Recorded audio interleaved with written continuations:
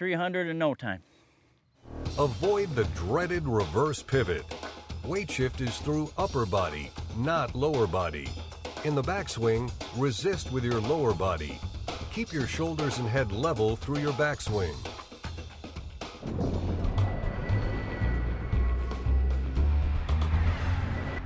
Unfortunately, when we play this great game of golf, we're not always playing from a nice level lie. We're going to find situations where the ball is either above your feet or below your feet. And the number one rule you have to remember about that is no matter which way the slope is, that's the way your ball is going to curve. So in this case here, the slope is higher above my feet and slopes down below me. So my ball is going to want to favor a right to left curve pattern. The other thing you got to remember about when you're playing a ball that's above your feet, hopefully here with the aid of this instrument here, you got to remember that the higher the club comes off the ground, the more the club is going to hit it to the left. So we need to make a few adjustments in our setup and our swing to compensate for the ball going to the left. And the first thing we need to do is we need to kind of choke down on the club for about an inch here. The higher the ball gets off the ground, what's going to happen is the flatter your swing is going to get because your spine angle is going to be taller. The other thing you need to compensate for then is because the ball wants to go to the left, then I need to play the ball back in my stance and align myself to the high point of the slope. As a result now, taller spine, my arms swing more around my body, going to create more rotation. My ball should favor a little right to left.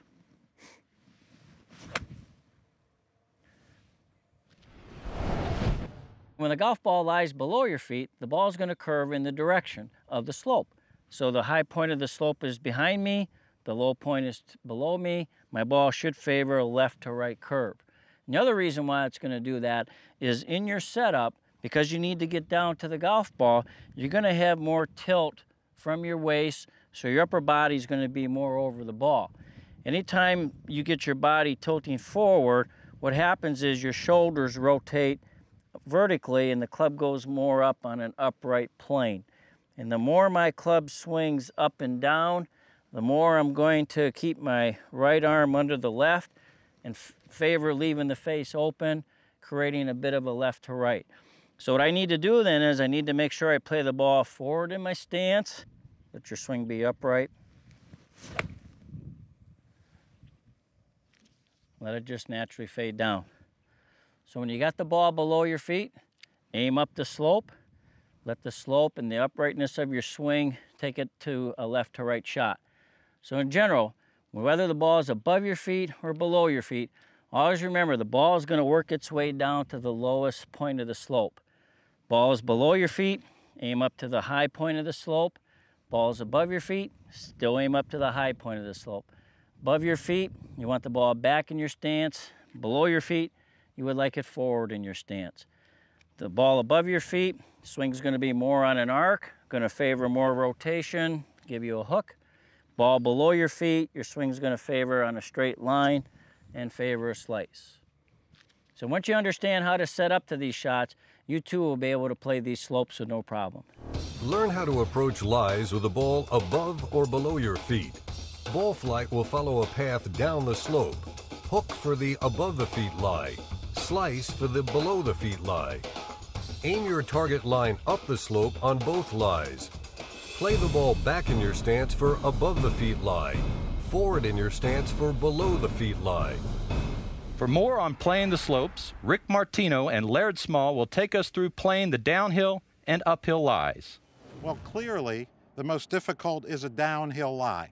The reason downhill is so much more difficult is the shaft is leaning forward, the hill is falling away from you toward the target, so it's harder to get loft on the shot and it's harder to swing through the golf ball. It also sets up a scenario that you can bottom out your swing behind the ball and either hit the ground or the top of the ball as you bounce over it. So those are the things that we want to avoid on a downhill shot. There's some things we can do to help us on these downhill lies, but truly the best thing you can do is not get any. So if you can plan your round where you don't have a downhill lie, you're better off. Now, if you're stuck with this kind of lie, let's see how to play it. The first thing we're going to do is we're going to set your golf club so that the shaft is perpendicular to the slope. By doing that, I know where I want to grip the club.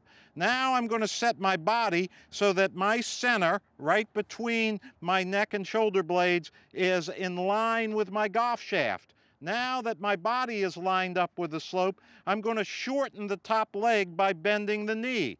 Now I've got my body in position to swing. But the next thing I'm going to realize is because my balance is so skewed forward, I'm going to have to use a smaller golf swing. So think of this like hitting a pitch shot more than hitting a full swing. Now, at this point, what I'm going to do is I'm going to work a shot that only goes back to pitch shot length. I'm only trying to get the golf club back as far as I would pitch it. Now, from there, I'm going to turn down the slope, let my shoulder continue, and I'm going to finish clearly on my front leg, but I'm not going to let myself fall down the slope. So what I'm trying to do is swing along the slope. Let's go through it all again, and I'll show you how we hit the shot. We're going to set the golf club so the shaft end is perpendicular to the hill. We're going to set our body so our center is over the shaft, pointed directly down behind the ball. Then we're going to take our stance and shorten our high leg. At this point, we're going to grip the club wherever our arms fall. In this case, I'm going to choke up on it slightly, but that is dependent on the actual slope. Now, at that point, I'm going to make a pitch length swing. I'm only going to take my club back as far as my arms would pitch the ball. And now I'm going to hit the shot, and I'm going to follow through going down the hill. If you get in this situation, realize the ball is going to go lower and it's going to roll more, but it's not going to carry nearly as far. Be careful of downhill lies. You can get in a lot of trouble off them. If you find yourself with a downhill lie, proper setup gives you a great advantage. Set up so the shaft is perpendicular to the ground.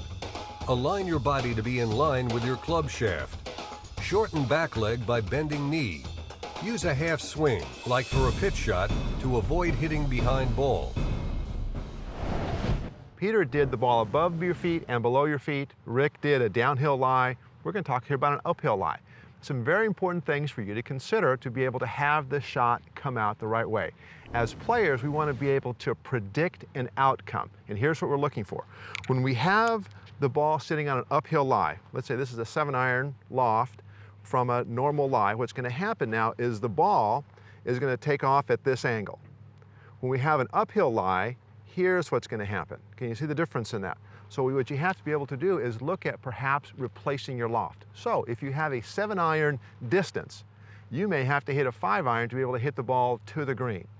To help you with this shot, you want to identify where the bottom of the swing is going to be, and you do that by taking some rehearsal swings. And you want to take the rehearsal swings at your regular speed. Now here's where the club bottomed out. If I have the ball forward of that, I have a problem because the club is bottoming out before I get to the ball, and I'm going to hit behind the golf ball. So make sure that you adjust and replace the ball position to the new bottom. It's critical for good club ball contact. Now the ball is going to go much higher, so you want to replace your loft in your golf club. Now here's the other shot that'll happen. As you swing down, gravity is pushing you back. Because of that, the tendency is for the golf club to close and you'll hit a hook. So see if you can aim a little bit more right of the target, allow for the loft of the club, feel like you can hang yourself on your left side just a little bit. Let me show you what it's going to look like with a shot.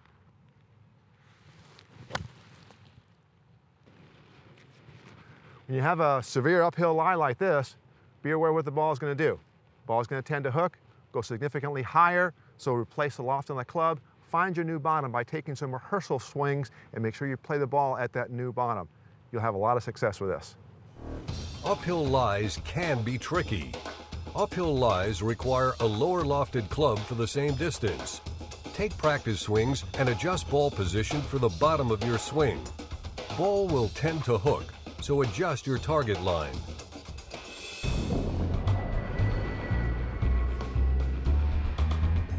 We're all guilty of letting our ego get in the way of a good golf score. This is one of the things that separates high and low handicappers. One of the biggest mistakes that amateurs make is never laying up to a distance that they are most comfortable with for their approach shots. In this segment, we'll help the viewer find the optimal distance for those short iron shots into the green. This is especially helpful for lowering scores on par 5s and short par 4s. Peter Kraus will show you a great technique for finding the optimal distance to make those short iron approaches most comfortable.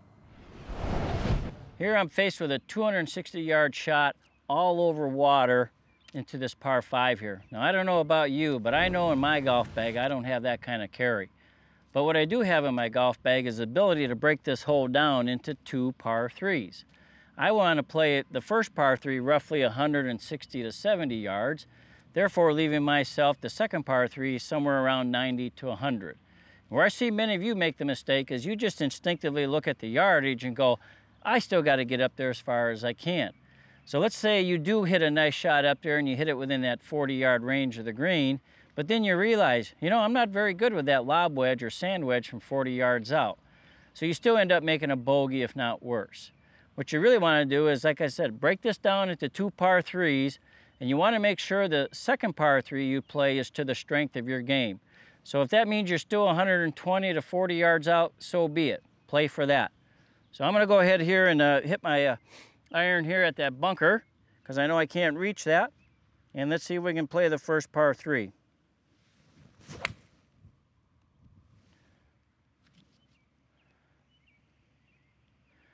All right, so I just put myself in good position now to play the second par 3. So remember, when you're playing a layup shot, break it down into 2 par 3s that you can manage, and I guarantee you'll make a lot more pars and birdies with that method. Put your ego in check for long approach shots to the green. Break long approach shots into 2 par 3s. Manage your approach shot to take advantage of your short game. Avoid awkward distances for great scoring.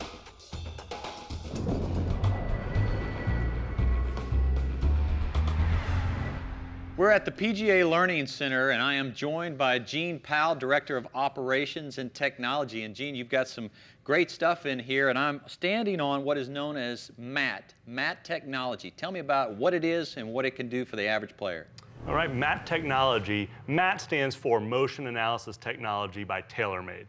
It is made up of 9 high-speed cameras where that picks up the motion of specific markers that are placed on specific locations throughout the body, and then also you hit with a golf club that has these markers on there as well. We're going to be able to give them specific quantifiable data that says, here's your ball speed, here's your spin rate, here's the amount of rotation that you're going to have at the top of your backswing. Because we love to get in here with people and they see the data and they see it, and when they see it, then they can make the changes, then they can come in again, see the changes, put them side by side and say, wow, look at that, I've made a big difference here. I've got a 10-degree difference between my path from where I was to where I am today. That's fun stuff. They enjoy it. They have a good time.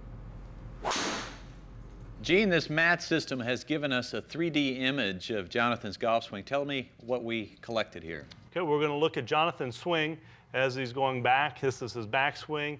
You see the yellow creating the backswing. The red is the movement of the downswing, and green is the movement of the forward swing. And if we look at some of his impact data, what we've learned is his club head speed on this swing was at 116.8 miles per hour. Wow. Which is pretty high. Throw him a banana over That's there. right. And the loft on his club effectively was 7.7 degrees. He actually had a 9.5-degree driver, but he de-lofted it almost 2 degrees at impact. So you can look at this. Also, the face heading says it was just a little bit closed, and you told me earlier there's a 2-to-1 relationship there. He was almost 1 degree closed in his swing path, a little bit from the inside. So this produced a big, high, long draw. Yeah, he hit a very nice shot here because his swing path was 2 degrees from the inside. Club face was slightly closing, almost about one degree. So therefore, like we said, that face override principle of about 2-to-1 is going to bring that ball into right in the middle of the fairway. Well, fascinating technology. If you need help with your game at home, consult your local PGA professional. If you're lucky enough to be in Florida, you should find your way to the PGA Learning Center.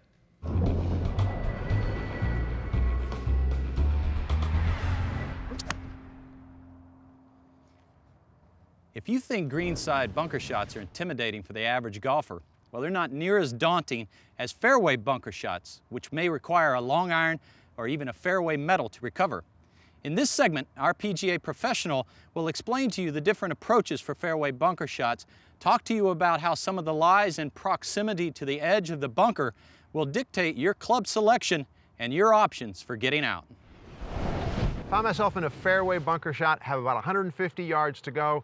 You know, these shots are pretty simple if we can use the right technique. And let me show you a couple of secrets that'll help you be really successful out of these shots, and they won't be as scary. First of all, we need to inspect the lie, and you want to do it from the ball's perspective. So take a look at it from here. I'm going to bend down. When you're down here, you get a true view of the lip that's in front of you. Now, in this situation here, I don't have much of a lip, so I can actually go right straight for the green. But if I have something in front of me, I need to be very careful, because the last sound that I want to hear is click, thud. Ball going right in the lip of the bunker. So if you fudge with 2 more clubs of loft. Example, if it's a 5-iron shot, the most club you want to hit is a 7-iron. And the reason why is the ball is going to come out much lower off of this lie for a couple of reasons. We want to ensure and guarantee club ball contact first to get the most distance possible to put it either on the green or in the target area. So here's what we're going to do from a setup standpoint. You're going to play the ball a little bit farther back into your stance. The ball is going to come out a little lower when you do that. Your weight's going to be more onto your forward leg, and you're not going to move your legs very much at all in the swing. It's really more of an arm style swing. Your body will move, but it'll be much quieter. The last thing, and this is the secret to the shot, keep your chin up through the entire swing. When you take your setup and your posture, hang on your left side a little bit, ball is back in your stance, chin up. When you swing the club back up to the top of the swing, make sure your chin stays up and keep it up through the shot. That will help you guarantee club ball contact.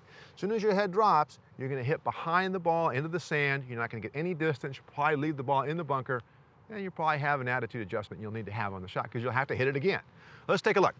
So hanging on the left side, ball's back, chin up.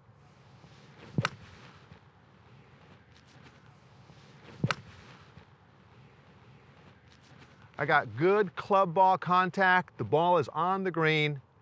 Simple to remember. Ball's back in your stance. Use 2 more clubs of loft than you think is necessary because you want to make sure you get out and you escape, and keep your chin up through the whole shot. Don't be intimidated when you have to play out of a fairway bunker. Inspect your lie from the ball's perspective. If you have higher bunker lips, take 1 or 2 higher lofted clubs. Play ball back in the stance with weight on the front leg and lower body quiet. Keep chin up to guarantee club ball contact.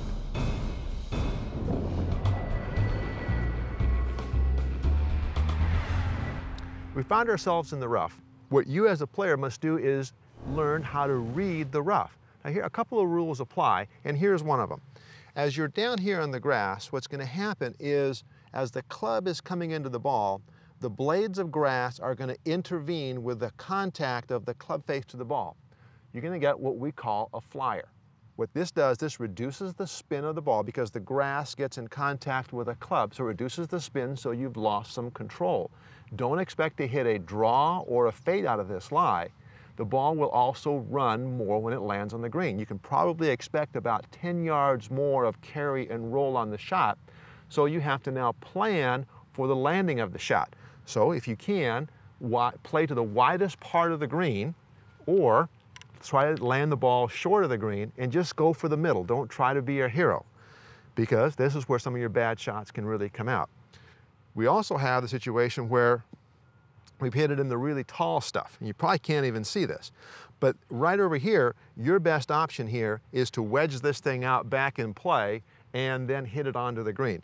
Anything you try to move this ball out towards the green, you're going to get so much grass between your ball and the club face that you're going to land in these cross bunkers here, and that's where you get your 8s and 9s. So see if we can take that completely out of play, put your ego in check, get the ball in play, and keep moving on. Now, to hit this shot, here's how we're going to do this. We need to be able to play the ball back in our stance just a little bit. We need to have our hands just a little bit firmer on the golf club, because the grass is going to slow the club down a little bit. So you have to play this shot differently than you would play it from the fairway. Let me show you what it looks like with a shot.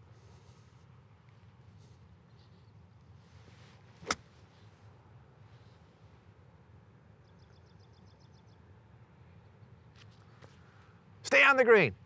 Boy, that came out okay. So when you're playing in the rough, ball is you're not gonna have as much control because the grass is gonna get between the club face and the ball. Play to the widest part of the green, even short, to bounce it up. Play the ball back in your stance because you have to play it differently than you would from the fairway lie where you'd have a lot more control because the grass is not getting between the ball. On the thick stuff here, just wedge it back out and keep on going. If you learn to read the rough, you're sure to save strokes. Grass between the club face and the ball reduces spin and control of ball flight. Ball will run farther if you have a flyer lie. Play ball back in stance with hands firm on the club.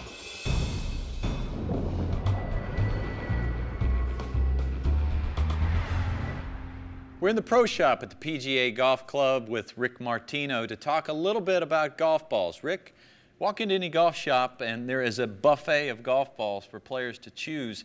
How do they go about choosing the right one? Well, it's not an exact science. The golf ball companies have come up with a huge number of possibilities for you. Aerodynamic outer cores, heavier and lighter inner cores, 3-core technology, blended covers. Which one is really the best for you? I really think it's a trial and error situation. Now, I think you can start with the best players in the world play a high spin short shot ball, low spin long shot ball. Well, that's not going to apply for the high handicap golfer. They need a high spin ball on their long shots and a low spin ball on their short shots. So this is what we're trying to do. We're trying to give you technology that works for your game. Yeah, tour players have different needs. They want control, and the amateur golfer may want durability.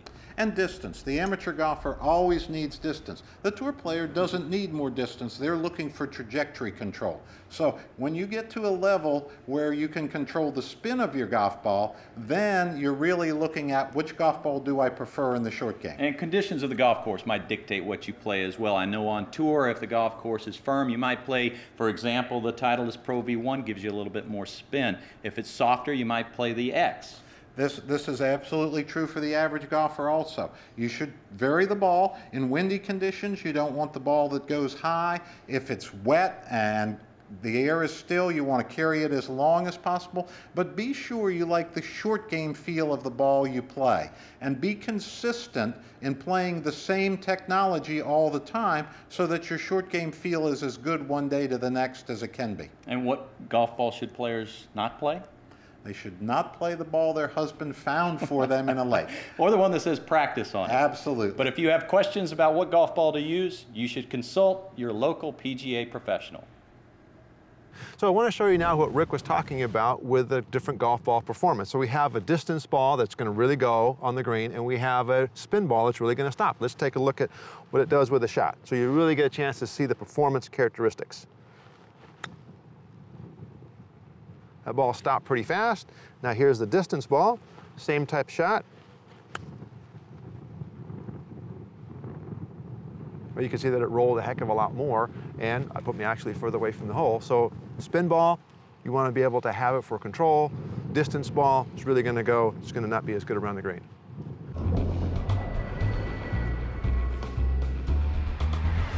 Okay, here I am approximately 100 yards from the green, and I really got two options to play this shot. Number one, I could play a gap wedge that I hit approximately 100 yards. For me, that's a 52 degree. For you, it could be 54, even 56. But the idea with playing a gap wedge here is that you're able to take a full swing and not worry about trying to be too cute and all that kind of good stuff and miss-hit the shot. But for me, this isn't quite far enough for me to carry, so I need to take my pitching wedge and control the height and the distance that I hit this shot. And let me show you how you can take one club and turn it into 3 different heights. You simply do that by where you grip the club in relation to the handle. If I need to hit the ball low and not very far, I'm going to grip all the way down to the steel and play the ball back in my stance. If I need to hit it a little bit higher, a little bit farther, then I'm going to grip more in the center and play the ball in the center. And then at the end, I'm going to grip the club at the end here, and from here I'm going to find out what my full distance would be, which is approximately 115 to 20 yards. So I want to make my shot somewhere between 100 and 110. So I'm just going to grip here in the middle of the club. I'm pretty much just going to play the ball in the center of my stance. And now I'm just going to go ahead and make my swing.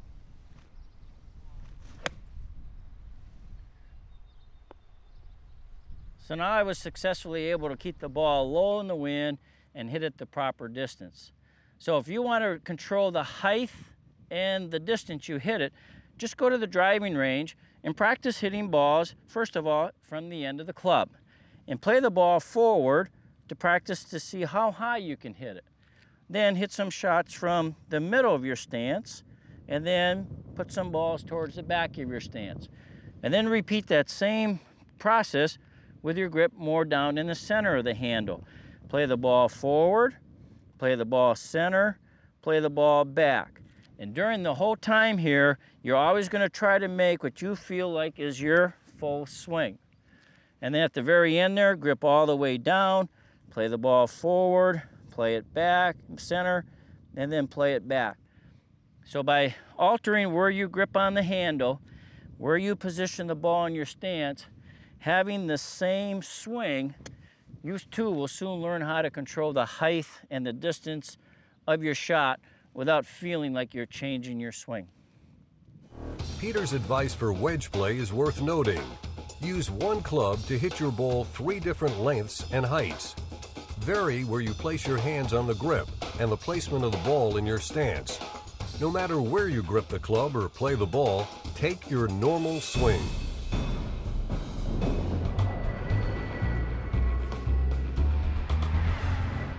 Here's another professional that knows a thing or two about chipping, Rick Martino. And Rick, all levels of golfers struggle from time to time with their chipping. What are some of the common problems that you see in this area? Well, I think a lot of times people use their full swing technique to chip the ball when they should be using their putting technique. Think of this as off-green putting. Now, what I'd like to do is I'd like to turn the club into a putter. I'll do that by raising the shaft so the club is sitting on its toe. This elevates the shaft angle. Now I'm going to slide my hands down and grip it like a putter. And I'm going to use my putting grip. Now the stroke is simply my putting stroke, back and through. The length of the stroke is determined by how far you want the ball to land, and the stroke is just your putting stroke. It brushes the grass. So you can use this stroke from anywhere around the green, but you first must choose your landing spot. Try to pick a target as close to the edge of the green as you comfortably can, and then let the ball roll out to the hole. So if I've got a 45-foot chip shot, but I only need to land it 15 feet away on the edge of the green, the ball will roll the 30 feet to the hole, and it's much more under control. I'm trying to eliminate the shot that you've left short of the green or the one that you've rocketed all the way over the green. By using your putting technique, you'll have a high rate of success with this. Let me show you how to do this. I'm going to first set my club up so the shaft is at the angle of a putter. I'm going to grip down and use my putting grip. I'm going to place my feet so my eyes are right over the ball, and now I'm going to use my putting stroke. I'm going to pick a spot to land on. I'm going to land on the edge of the green and let the ball simply roll out to the hole.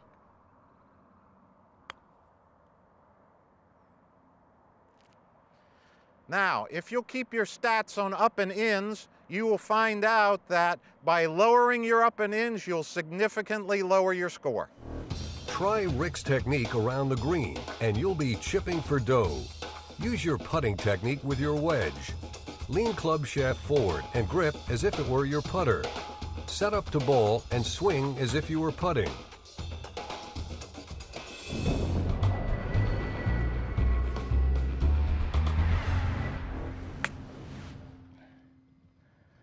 Now, how many times have you tried to hit a nice, high, soft shot onto the green, but ended up with results looking like that? Well, I'm going to show you how you can get the right trajectory and distance, and the biggest factor is learning how to use the golf club correctly. First thing you got to do is use a sand wedge with anywhere from 56 to 60 degrees of loft. We want to make sure the ball reacts to the face. Now, the biggest error I see most of you do is that when you swing the golf club back, you actually end up closing the face, and the toe of the golf club ends up pointing to the left of the shaft here. So if I really turn around and set this down, see, the club face is looking too far to the left. So then on your downswing, you're going to instinctively try to push your right hand under the left to recapture your loft.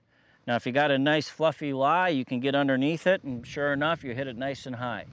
But more often than not, you're going to hit the ground before you hit the ball, and then the club is, because of the bounce of the club, is going to bounce right into the ball, and you're going to either hit it fat or hit a skull shot. So I'm going to show you how you can correctly swing the club up and down and get that nice high shot.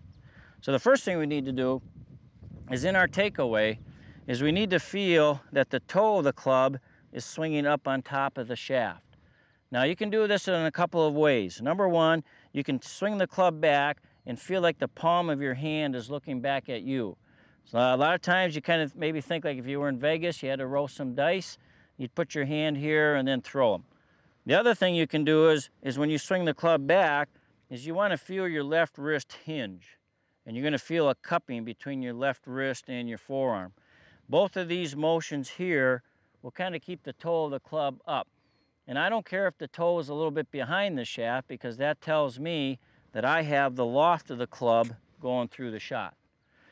And the other thing you need to focus on then is, where does the bottom of your swing occur? You want to make sure the bottom of your swing is going to hit right where the ball is. So in your swing now, either cup your wrist or feel you got some dice. Focus on shifting your weight to get to the bottom of the swing, and make sure you give it a good full follow through. Now if you really need to hit that high soft one, let me show you how you can change your address position to accomplish that. All you simply do at address now is you lower the handle towards the ground and you lay it back behind the ball. And what that does is that adds more loft to the face of the golf club. When you got the handle behind, you're going to need to angle your body to the left of the target and widen your stance, much farther than a driver. Now in the swing, you need to stay in your posture. Make sure you hit the ground with the bounce of the club so the loft is looking skyward, and give it a lot of speed.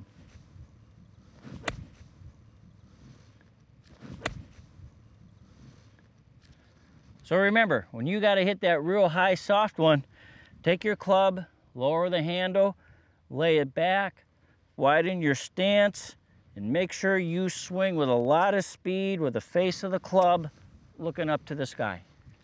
Let's recap Peter's lesson for the high trajectory lob shot. Be sure the toe of the club is pointing straight up halfway through your backswing. Hinge your front wrist up during the backswing. The bottom of your swing should be at the ball. Good follow-through is critical. Here's a pitch shot that we have to hit up and over an obstacle. Now this is a shot that you're going to have 5 to 7 times per round, and if you can get this shot right, you can really lower your scores a great deal. Here's a couple simple techniques that can help you execute this shot a little bit better. Number one is understanding the club that you used, and the club has what's called bounce to it. Now the manufacturer has put this on the golf club to help you with these shots around the green. I'm going to help you illustrate this here. Here's where you can see the leading edge right over here. You can see how much that shaft is angled down. Now here, I'm going to move this back here a little bit. Now here's where you can start to see the bounce, and you can start to see the back end of the golf club. And what we want to have coming through the turf is the back end of the golf club. So as the club is coming into the turf, the back end of the golf club is what's actually striking the ground first. We get into trouble when we use the leading edge coming into the turf, right like that. So that's where we get into trouble. That's when we lay the sod over the ball, or we send the ball across the green. Then we have to chip back. So I also have here a hula hoop to show you the swing plane, or the shape of the swing that's necessary to hit this shot successfully. Now golf is a game that we play to the side of the golf ball. So the swing has a natural arc or a rounded motion to it. So the hula hoop helps to illustrate this, where I'm swinging the club back and through. So it's going around me and around me. That's going to help the club to travel a little bit more tangent to the ground, so we can use the loft of the club to help launch the ball up in the air. Let's take a look at it with a shot. Now, the ball location is going to be in the middle of your stance, and the weight's going to be on the forward leg. There's no body motion moving back. Coming through, you're going to have a slight pivot and have your body move towards the target. Let's take a look at it with a shot.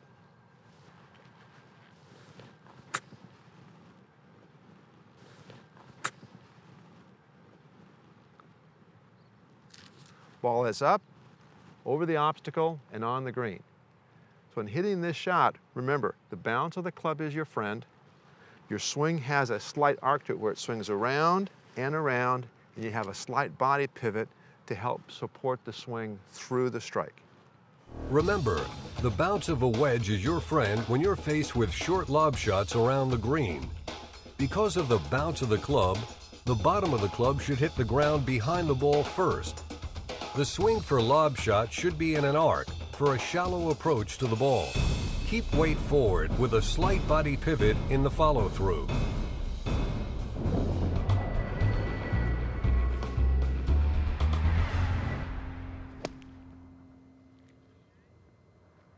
PGA professionals tell me the most common issue they encounter with their students who have a problem getting up and down out of the bunkers is their stance. The nice thing is that once you understand how to set up to the most common shots in the bunker, you will be amazed at how quickly your game will improve and how much more confident you will be in hitting out of the beach. Laird Small shows us how he helps his students with this common problem. Here we are, 18th hole of Pebble Beach, in the bunker, big lip in front of me. What a challenge to get it up and down, right? Well, here's a couple of things that can really help you execute this shot really well. You know, the bunker shot's the only shot in golf where there's no club ball contact. Most players struggle in the bunker because of their setup. And let me show you what I mean. When they take their setup, they're too much this way, and they're trying to help the ball out of the bunker. They're trying to help it out. What happens is the club bottoms out way too soon, and then it comes out of the bunker where the ball is. That's why they either send it into the lip of the bunker or well over the green. So here's a technique from a setup standpoint that'll really help you with that. When you take your setup, make sure that your weight is on your forward leg. So your left ankle, left knee, left hip, and left shoulder are all in the same alignment. See, I could have my weight on my left side, but I could be this way. So my sternum actually gets too far back. I want to have my sternum feel like it's going to be right over the top of the golf ball. Here's a drill to help you practice to deliver the club to the same place each time. You're going to draw 2 lines in the bunker, take your setup, and the lines are going to be about a foot apart. And you're going to take your setup here, sternum right at that line, and just make some swings and see if you can deliver the club between those 2 lines. You'll find that that will help you to be more successful at delivering the club to the same place each and every time. Now, since we're not hitting the ball, we're actually displacing the sand. You need to get an idea of how much sand that you're displacing. Now, with our swing, this is about how much sand we're going to be taking out of this bunker. So because we're taking this much sand out of the bunker, you need a relatively large swing. So the swing is going to be with your arms, 10 o'clock with your arms to 2 o'clock on the follow-through. Most players make the mistake of not making a long enough follow-through. They'll stop just after the ball. Let me show you with a shot and see what it looks like. So I'm going to take my setup, set up on my forward leg,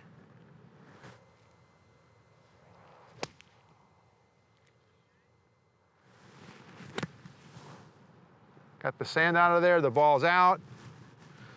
Let's see if we can fill up this divot that we made here with the sand. Here we go.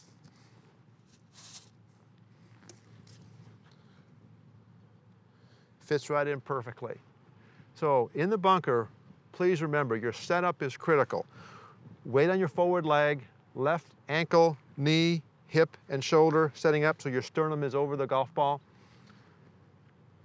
10 o'clock to 2 o'clock arm swing because you're displacing a large amount of sand. I know these tips will help you really be successful in hitting these shots. Laird's tips will add confidence to your greenside bunker game. There should be no club ball contact. Weight on forward leg with front ankle, knee, hip, and shoulder aligned. Sternum over top of ball. 10 o'clock to 2 o'clock swing with full follow-through.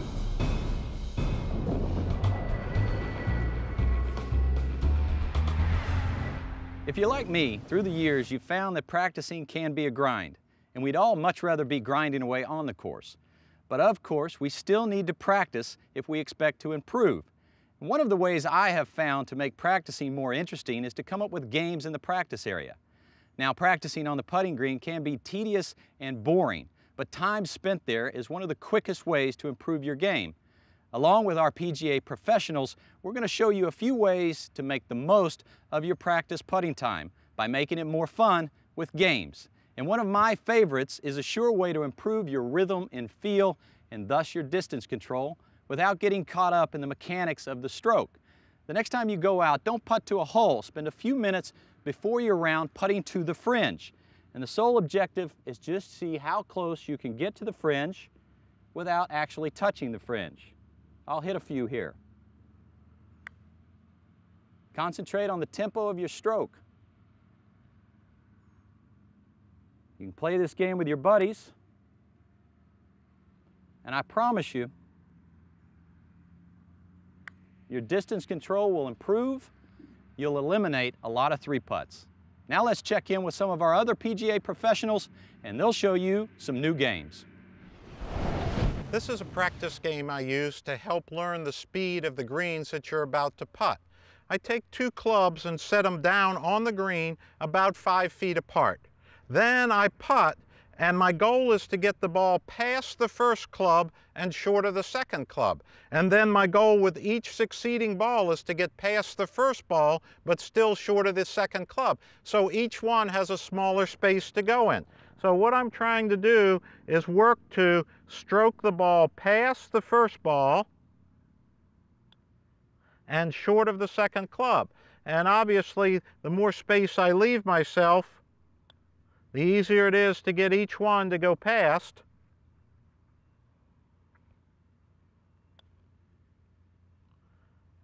And I can do this with any size club and any number of balls, but what I want to do is I want to work on my speeds for all different distances, one right after another. This will help me know how fast the greens are rolling.